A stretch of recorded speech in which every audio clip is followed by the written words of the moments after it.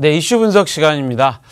오늘은 이슈 분석은요, 지닉스가 이오 펀드를 전면 취소했다는 이슈를 삼아봤습니다.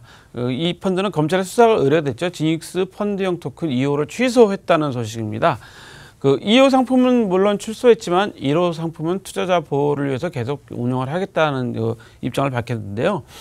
지닉스 크립토 펀드 1호는 현재 계속 운영을 하겠다고 하는데, 지닉스에서는 토큰을 계속 운영하는데 해외 거래소에다가도 추가 상장을 현재 계획하고 있다라는 발표를 지닉스에서 했다고 해요.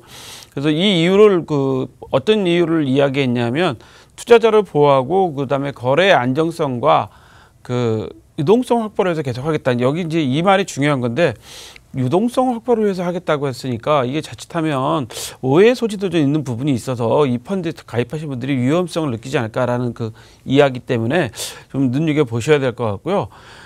중요한 것은 현재 금융당국이라고 말하는 것은 금융감독원이나 금융위원회겠죠. 금융감독에서는 이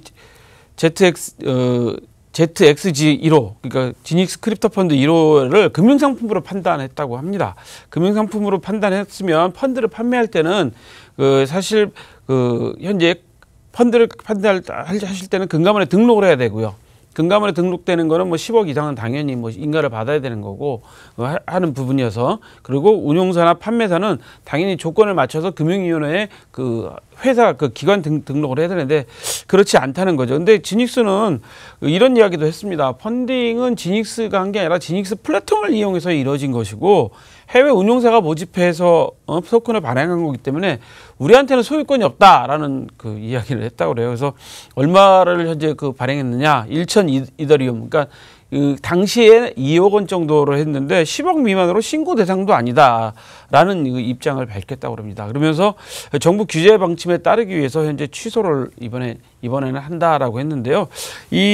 상당히 좀 위험한 이야기 같아서 올려놨습니다. 뉴스를 올렸습니다. 왜냐하면 현재 이 펀드를 사실 일반 분들도 일반 사모펀드를 모으시면 기준에 따라서 신고만 하는 경우도 있고 신고하지 않아도 되는 경우도 있고, 그다음에 운용사랑 지금처럼 금액이 크면 운용사나 판매사라 다 인가 받은 회사가 움직이고 해야 되는데, 지닉스 같은 경우는 현재 이걸 갖다가 토큰형으로 했단 말이죠. 지닉스 크립토 펀드는 아예 크립토 펀드는 이름까지 붙였었어요. 그리고 본인들이 한 게 아니라 해외 운용사가 모집하고 토큰을 발행한 거기 때문에 소유권은 우리한테 없다. 자, 만약에 이렇게 표현한다면, 투자자들은 어떻게 해야 될 건가요? 투자자들은 지닉스 플랫폼에서 한 거긴 하지만 지닉스를 믿고 한 것인데 이거 어떻게 해야 될지, 사실 금융당국의 조치와 현재 지닉스의 대책, 해명, 사실 투자자들이 지금 혼란스럽기만 한 상황에서 첫 번째 이슈로 삼아왔습니다. 자, 두 번째 이슈는요.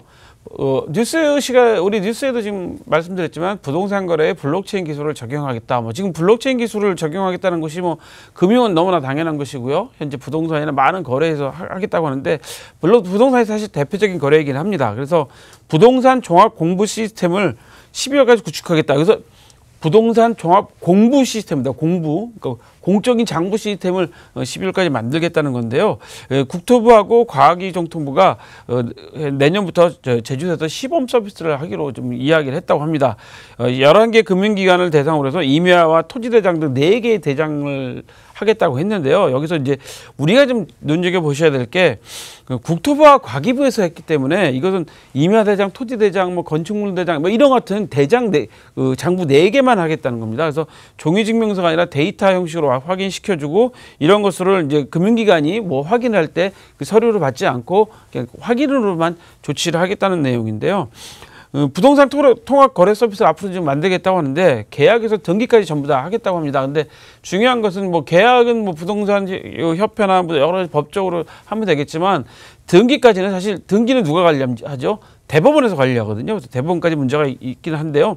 사실 그동안 부동산 매매할 때 서류를 위조하는 경우가 많아서, 인감이나 여러 가지 위조하는 경우가 많아서 범죄 예방을 한다고 하는데, 약 1억 9천만 건, 약 한 1,300억 원의 비용이 절감되고 하는데, 여기서 따져봐야 될 게 좀 많은 것 같아서요. 그래서 블록체인 기술하고 기술을 적용하는데 시금석이 될 것 같다라는 내용이 들어가서 현재 두 번째 이슈로 삼아봤는데요. 앞으로 이 부동산 거래에 어떤 블록체인 기술이 더 적용하게 될지 눈여겨봐야 될 것 같습니다. 오늘 저희가 준비한 소식은 여기까지입니다. 참고로 본 방송에서 제공하는 정보는 투자 판단의 참고 자료일 뿐이며 암호화폐 가치 또는 상승 하락을 보장하지는 않습니다. 톡톡코인 365 시청해주신 여러분 고맙습니다.